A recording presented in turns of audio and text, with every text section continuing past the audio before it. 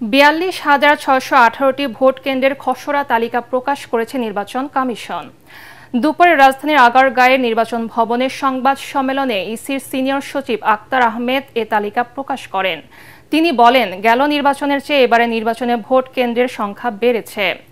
গড়ে ৩,০০০ ভোটারের জন্য একটি ভোট কেন্দ্র ধরে তালিকা করা হয়েছে।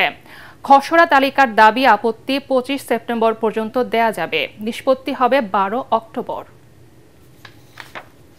আমাদের ১০টা অঞ্চলে ৬৪টা জেলায় ৩০০ আসনের মোট ভোটার সংখ্যা ১২,৬১,৬১,২০১। এক একটা ভোট কেন্দ্র হিসাবে আমরা কেন্দ্রের সংখ্যা নির্ধারণ করা হয়েছে ৪২,৬১৮।